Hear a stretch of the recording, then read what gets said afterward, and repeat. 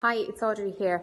I'm going to talk today about performance reviews. I'm going to do two videos. I'm going to do one today on why we review performance, what's the purpose of it, or like what can be taken from it. And the next video, then I'll go into all of the content, just the nitty gritty of the performance review. But I think if you're not already doing performance reviews, or if you're doing them and you're not finding huge value in them, I think today's video will be good to get an idea, to get your head or your thought process into a certain place. So the reason that we do them is because it's really about getting people engaged and involving them in the business. Getting them to set their own objectives means that they have ownership of those objectives and they can actually get fulfillment and enjoyment out of it. It also brings a lot of clarity to the business. So when we as a farm set objectives, it involves the team. They get to be able to work towards that objective. So then everybody feels good at the end of the quarter when we have achieved it. And if we hadn't achieved our objective, at least we can go back and say, why didn't we? It's not a blame game. That's not what a performance review is about. It's about enhancing everybody's performance. It gives people an opportunity to give two-way feedback. So for me, they're absolutely critical for our business, that we do them and that we do them well. And they have to add value because they do take time. So what I would say starting off is that we review our farm's performance on a quarterly basis and we set objectives on a quarterly basis. We then review it on a weekly and a monthly basis as well. But for our individuals, we set objectives and we review performance on a quarterly basis. So when we set the farm's objectives, we then share that with the team, and that's the basis for their performance review, particularly the setting the objectives for the next quarter. So we say, this is what we're trying to achieve, and then they feed into it and say, well, if I'm in this role, this is the part I'm going to take and I'm going to own and I'm going to drive on with. What I would say is that if you have more than one person on your team, performance objectives need to be complementary of each other. So I'll give you an example. A couple of years ago, we had set objectives. We hadn't actually tied everything in together. So we had one guy who was responsible for cows, and then we had a guy responsible for calf rearing. The guy with the cows, his target was to have no milk waste, and the calf rearer was all healthy cows. They conflicted because the guy with milk was saying, well, I'm passing all my milk over, and there was some antibiotic milk, and the calf rearer was like, I'm not taking it because it'll impact my cows and they might get sick.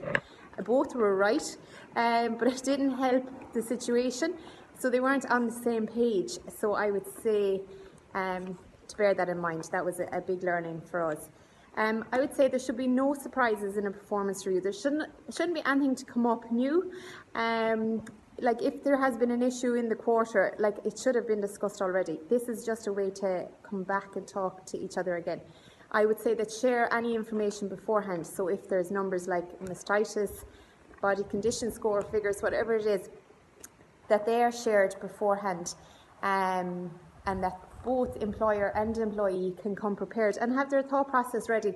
Like there might be a very valid reason that something hasn't done as well as it should have, but at least so nobody's getting caught on the hop in the review. What I would say is that the employee should be doing the review, so they should be doing 80% of the talking and the employer doing 20%, and validating. Yes, you're right about that, or actually I'd challenge that, but it should be 80. It should be somebody reviewing their own performance. They know themselves why they did things a certain way, so I would say that would be key. What I would say is when you're setting objectives, be sure to set SMART objectives. So in non-lingo terms, that basically is set goals that are specific, that are measurable, achievable, that are relevant and time-based. So don't set a goal that can't be achieved in the quarter or that is just unrealistic, because nobody wins in that situation. Set things that are realistic and that people can aim for. What I would say is that we don't use job descriptions at all anymore, but we just actually use our performance management framework, and we actually use a competency framework. I will go into that in more detail in the next video, but our scorecard is really how we manage performance on our farm in every terms, not just on a job description. We just don't use job descriptions anymore. I would say that stick with it. It is hard to get used to, but it is of huge benefit. We are still learning all the time. We tweak ours all the time. We change it, and that's fine. And make sure that it works for you. I suppose the only thing I would say is, and I don't really like using analogies, but anyway, it's a bit like, this thing where they say, oh, get all the right people on the bus, and it's like, yeah, get all the right people on the bus. But if you're driving in the dark with no lights on, like, you're probably going to crash. You're not going to get there efficiently or probably on time.